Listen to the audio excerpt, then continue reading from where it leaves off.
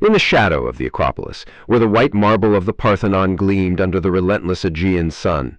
The history of Western thought began not with a shout, but with a question.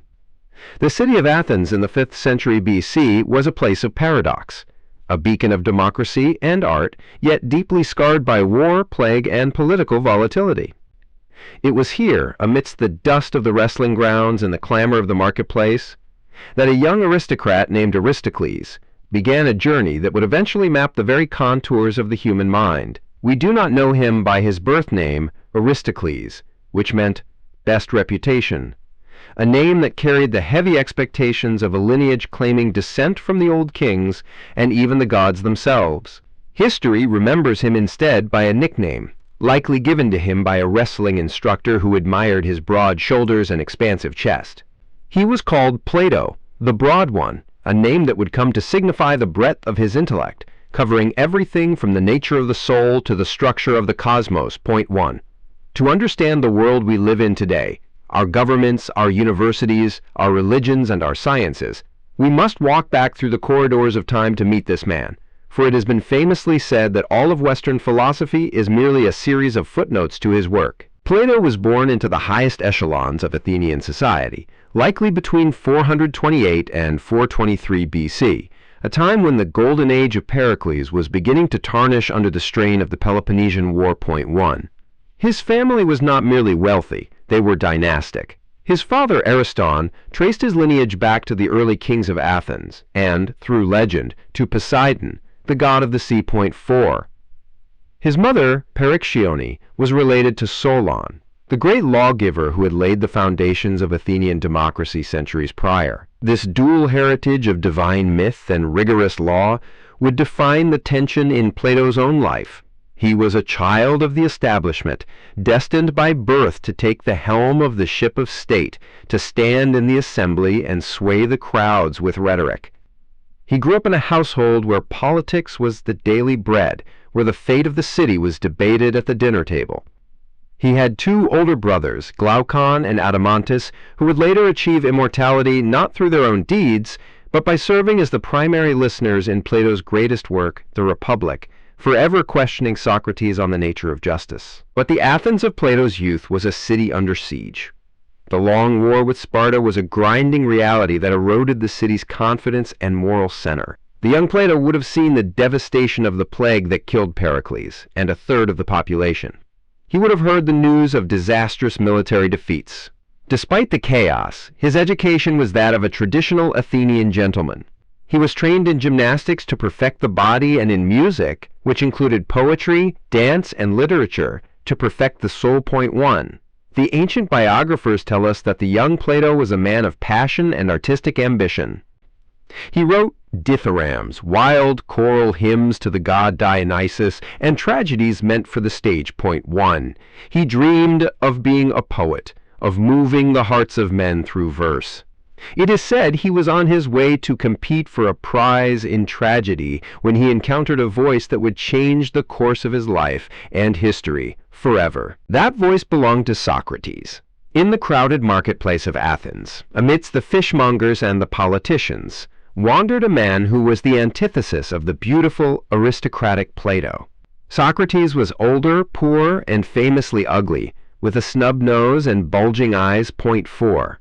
He wore the same tattered cloak in winter and summer, and walked barefoot through the streets. He claimed to possess no wisdom, yet he spent his days stopping the wealthy and the powerful to ask them simple, devastating questions. What is piety? What is courage? What is justice? One by one, he would dismantle their confident answers until they were left in a state of aporia, confusion, and bewilderment. For the young Plato, meeting Socrates was a revelation. Here was a man who cared nothing for wealth, power, or appearance, but cared only for the health of the soul and the pursuit of truth. The encounter was so profound that, according to legend, Plato returned home and burned all his poetry and tragedies. Point 1. The fire that consumed his verses signaled the death of the artist and the birth of the philosopher. He realized that the truth was more beautiful than any poem could ever be. Plato became a devoted member of Socrates' inner circle, listening as the old master deconstructed the arrogance of Athenian society. But the political situation in Athens was deteriorating. In 404 BC, Athens finally lost the war to Sparta. The democracy was dismantled and replaced by a brutal oligarchy known as the 30 Tyrants. This was a personal crisis for Plato, for the leaders of this reign of terror included his own relatives, his mother's cousin Critias and her brother Charmides. They invited the young Plato to join them, offering him a path to the power he had been bred for. It was a seductive offer, the restoration of order by the best men. But Plato watched in horror as the 30 turned into butchers, executing political enemies to seize their property. The defining moment came when the tyrants tried to implicate Socrates in their crimes, ordering him to arrest a general named Leon of Salamis for execution. Socrates simply refused and went home, risking his own life rather than commit an injustice point. One Plato realized then that power without wisdom was a curse. The tyrants eventually fell, and democracy was restored, but Plato's disillusionment with politics was only just beginning. In 399 BC, the restored democracy turned its sights on the 70-year-old Socrates.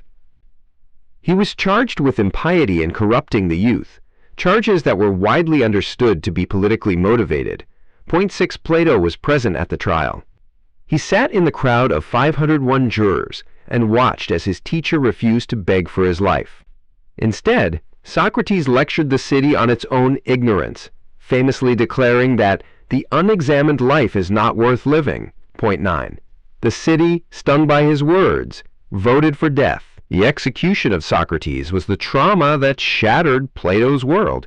He was 28 years old. He had seen the best men, the oligarchs, act like monsters, and now he saw the people, the democracy, murder the most righteous man in Athens. Point 8. He realized that the existing political systems were hopelessly corrupt. As he would later write, the ship of state was being steered by a drunken, quarreling crew who had no knowledge of navigation, while the true pilot was branded a useless stargazer. Socrates drank the hemlock and died. Plato, reportedly ill with grief, was not present in the prison cell for the final moments, a detail he quietly notes in his dialogue Phaedo.2. But the ghost of Socrates would haunt every word Plato would ever write. From that moment on, Plato made a silent vow. He would keep Socrates alive. He would write dialogues where Socrates was the central character, forever questioning, forever stinging the lazy horse of Athens like a persistent gadfly. Plato became the vessel through which the Socratic method would survive, but he would take the teachings of his master and build upon them a fortress of metaphysical thought that Socrates himself had never imagined. Following the death of Socrates, Athens was a dangerous place for his associates. Plato and other followers fled the city, beginning a period of wandering that would last for 12 years, a philosophical odyssey that would take Plato to the edges of the known world. Point 5. He traveled first to Megara, then to Cyrene in North Africa to study mathematics with Theodorus. Point 5. Some accounts say he traveled to Egypt, where he conversed with priests who told him that the Greeks were merely children in the face of antiquity, possessing no ancient wisdom. Point 12. It is said he studied the movements of the stars and the geometry of the pyramids, absorbing a sense of deep. But the most significant journey was to southern Italy and Sicily. Here he encountered the Pythagoreans, the followers of the mystic mathematician Pythagoras. Point 1. The Pythagoreans believed that the universe was made of numbers, that the soul was immortal and reincarnated, and that the physical world was a mere shadow of a higher mathematical reality. This was the missing piece of the puzzle for Plato. Socrates had given him ethics, the search for the good life.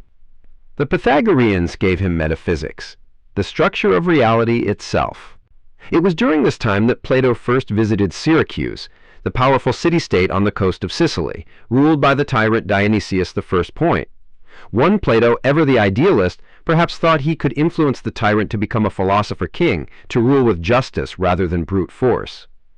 He formed a deep bond with Dion, the tyrant's brother-in-law, a young man who absorbed Plato's teachings with fervent devotion. But Dionysius was no philosopher.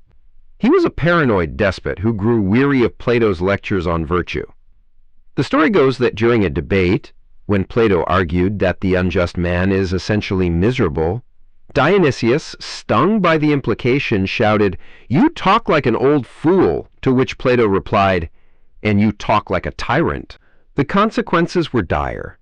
Dionysius, enraged, arranged for Plato to be handed over to a Spartan ambassador, or perhaps to a ship captain, with secret orders. The great philosopher of Athens was put in chains and sold into slavery. Point 3. Imagine the scene. Plato, the aristocrat, the descendant of Poseidon, standing on an auction block in the slave market of Aegina. He was stripped of his freedom, a commodity to be bought and sold. It is a moment that underscores the fragility of human status. One moment a sage advising kings, the next a slave waiting for a master. Fate, however, intervened. A friend, or perhaps an admirer who recognized him, spotted the philosopher in the market. He paid the ransom, freeing Plato from bondage. When the friends of Plato tried to return the money, the benefactor refused it. Legend says that this money was then used to purchase a plot of land back in Athens, a grove of trees dedicated to a local hero named Hecademus. Point 12. It was on this land that Plato would build his fortress. Around 387 BC, at the age of 40, Plato returned to Athens. He was done with wandering. He was done with direct politics. He settled on the plot of land he had acquired, a quiet park about a mile outside the city walls, filled with olive trees and statues. Point 5. Here, he founded the academy. It was not a university in the modern sense.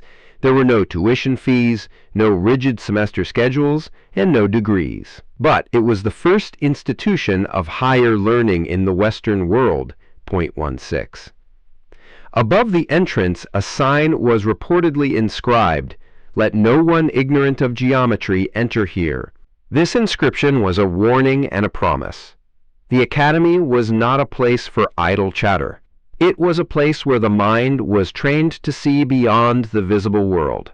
Mathematics was the gateway.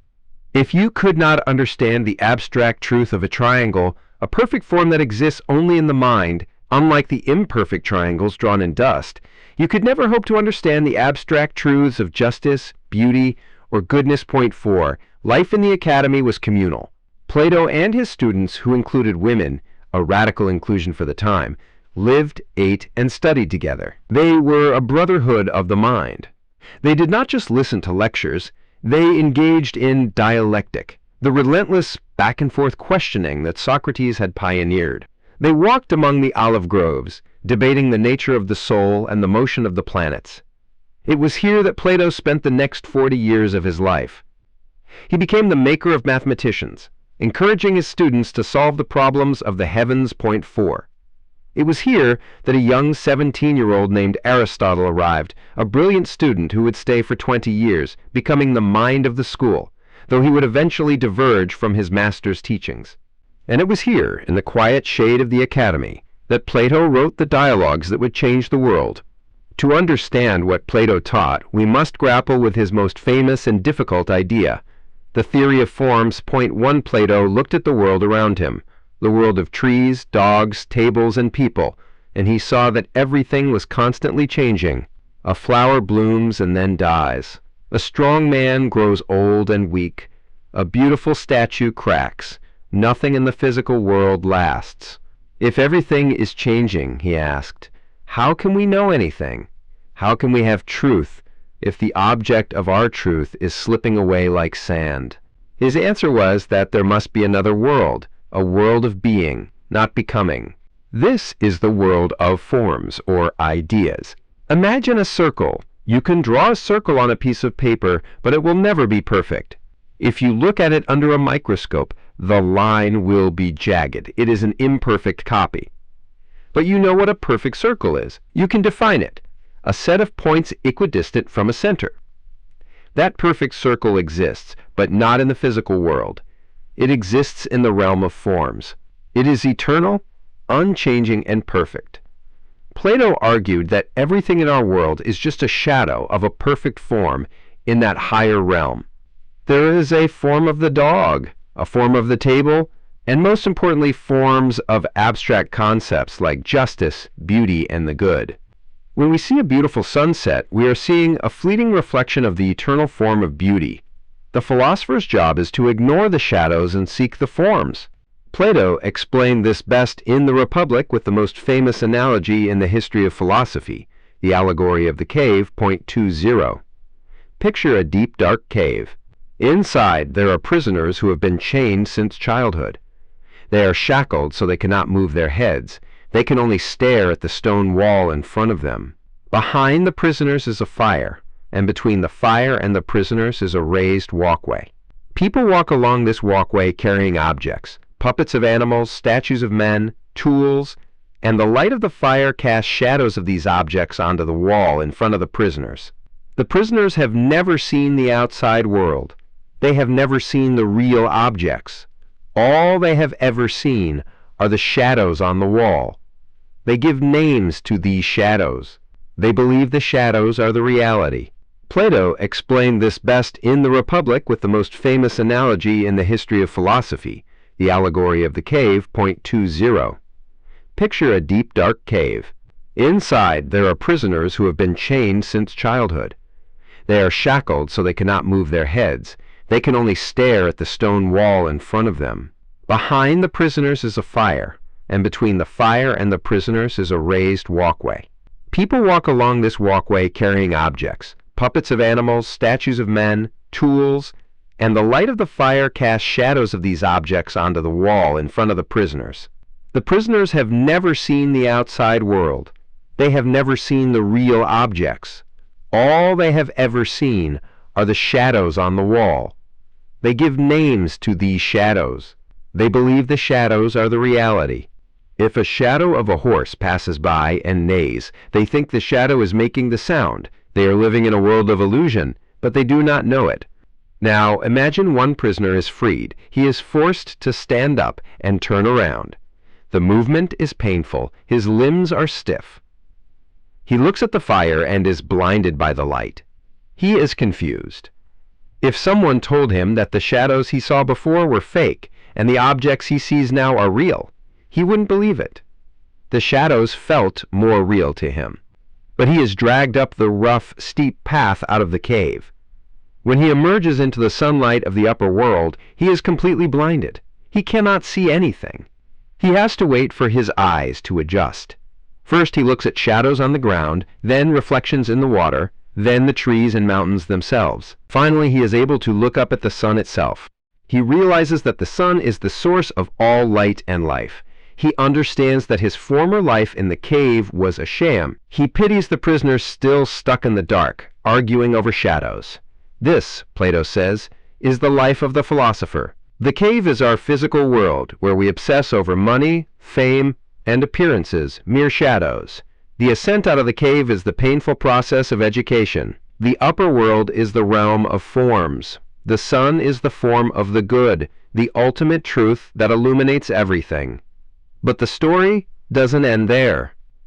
The freed prisoner must go back down. He has a duty to try and free the others. But when he returns to the darkness, his eyes are no longer used to the gloom. He stumbles. He looks ridiculous to the prisoners. When he tries to tell them about the sun and the real world, they laugh at him. They say his journey has ruined his eyes. And if he tries to unchain them and drag them up, they would kill him. Here, Plato is speaking of Socrates. Socrates tried to show Athens the light, and Athens, loving its shadows, killed him for it. In the same dialogue, the Republic, Plato grapples with the question, why should we be good? If we could get away with being bad, would we? To explore this, he uses the story of the ring of Gyges, point 21.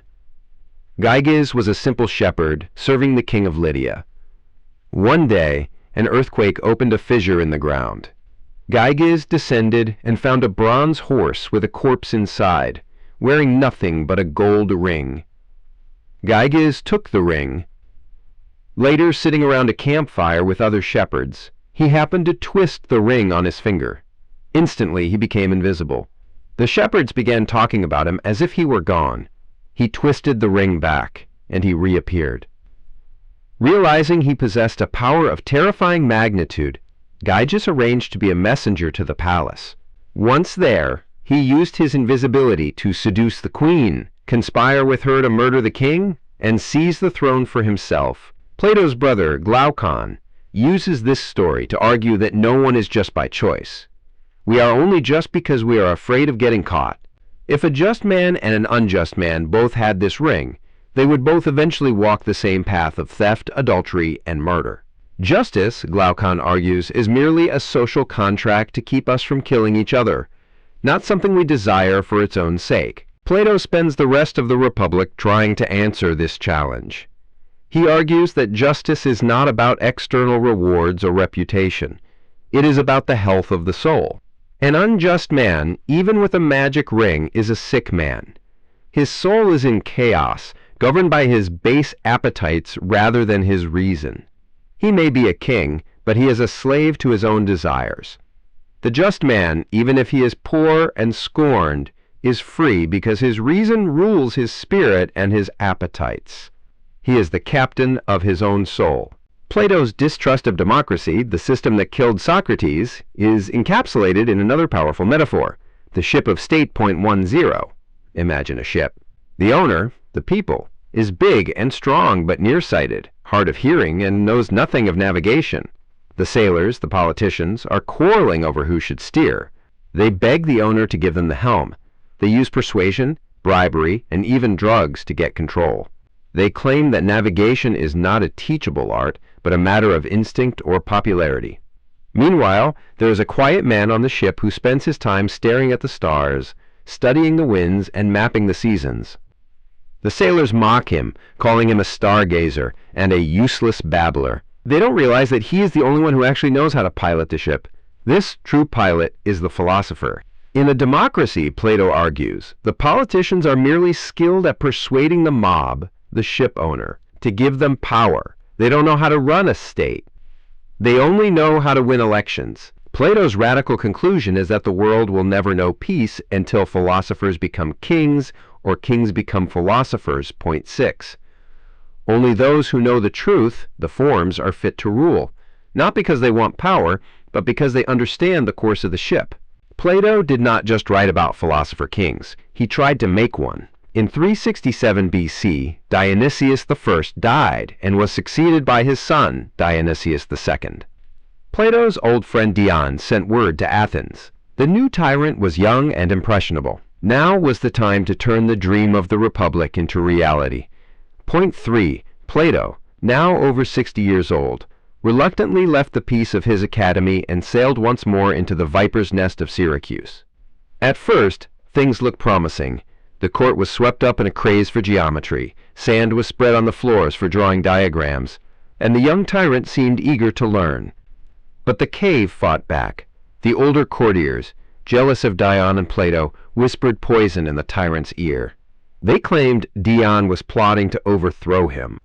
Dionysius II, paranoid like his father, exiled Dion and placed Plato under house arrest. Point 3. The experiment collapsed into intrigue and danger. Plato barely escaped with his life, returning to Athens defeated. He would try one more time, years later, to reconcile the tyrant and his friend, but it ended in disaster. Dion eventually launched a coup, seized Syracuse, and tried to establish a virtuous government, but he was assassinated by one of his own former friends, a fellow student of Plato's academy. It was a bitter tragedy. The dream of the philosopher king had drowned in blood. In his twilight years, Plato's writing changed. The fire of the Republic cooled. In his final work, The Laws, he abandoned the ideal of the philosopher king as too unrealistic for human nature. Instead, he proposed a city ruled by rigid laws and religious orthodoxy.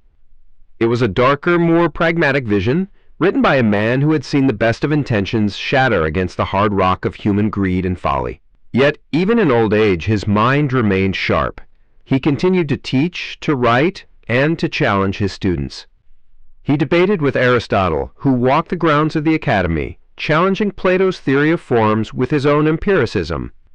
It was a respectful rivalry of giants, the man who pointed up to the heavens, Plato, and the man who pointed down to the earth, Aristotle. The academy was not a grim place. It was full of wit and rivalry. One famous story involves Diogenes the Cynic, a philosopher who lived in a tub and despised Plato's abstract theories. Plato had once defined a human being as a featherless biped, an animal with 2 legs and no feathers. He was quite pleased with this definition.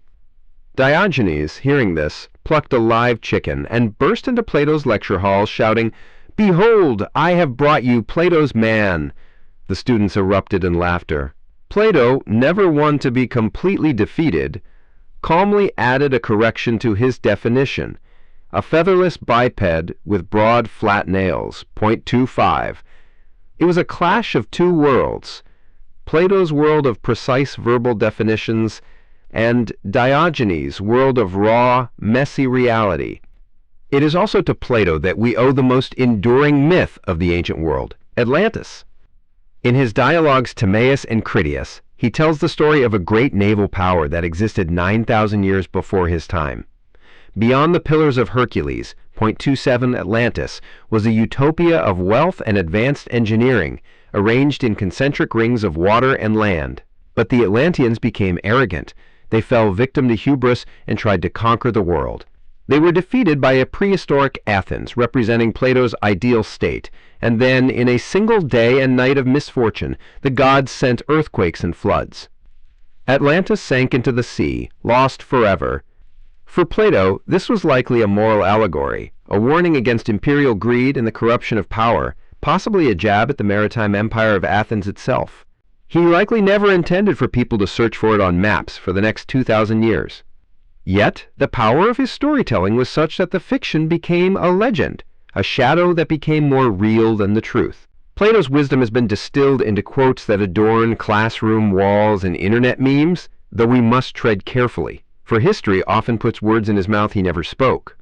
He is famously quoted as saying, "Wise men speak because they have something to say, fools because they have to say something," 0.31. While the exact phrasing in Greek is debated and may be a summary of his sentiments rather than a direct line, it captures the essence of his Socratic training, the value of silence and the danger of empty rhetoric, 0.32. Another quote often attributed to him is, "Music is a moral law. It gives soul to the universe, wings to the mind, flight to the imagination." Scholars suggest this flowery prose is likely a misattribution from a later era, yet it reflects a genuine Platonic truth found in the Republic, that music and the arts directly shape the soul and the character of a city. For Plato, a change in musical modes could threaten the laws of the state. He took art seriously, so seriously that he famously banished the poets from his ideal city because he feared their power to stir emotion over reason. And perhaps the most profound of all, courage is knowing what not to fear, 0.31. This is pure Plato.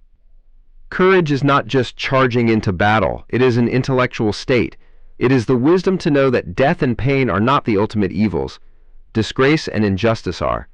To fear the right things is the mark of a virtuous soul. Plato died in 348 or 347 BC at the age of 80 or 81.1. The manner of his death varies in the telling. Some say he died peacefully in his sleep, others say he died at a wedding feast. But one story stands out for its poetic beauty. It is said that, on his deathbed, Plato requested a young girl to play the flute for him. As she played, the old philosopher, whose fingers had once wrestled in the dust and penned the Republic, tapped out the rhythm with his finger 0.5. Even in his final moments, he was seeking order, seeking the harmony that he believed underpinned the universe. He was buried in the Academy, the school that would survive him for nearly 900 years until it was closed by the Emperor Justinian in 529 AD. But by then it didn't matter. Plato had already won. His legacy is not just in the books he wrote, but in the way we think. Whenever we ask if a law is just, whenever we wonder if this world is all there is, whenever we speak of Platonic love, a love that transcends the physical to touch the soul, we are walking in his shadow. He was the broad-shouldered wrestler who pinned the universe to the mat and forced it to reveal its secrets. He was the poet who burned his poems to write the greatest drama of the mind. He was the student who kept his teacher alive for eternity. He was Aristocles. He was Plato. And the conversation he started in the olive groves of Athens continues to this day, an unending dialogue in the great academy of the human spirit.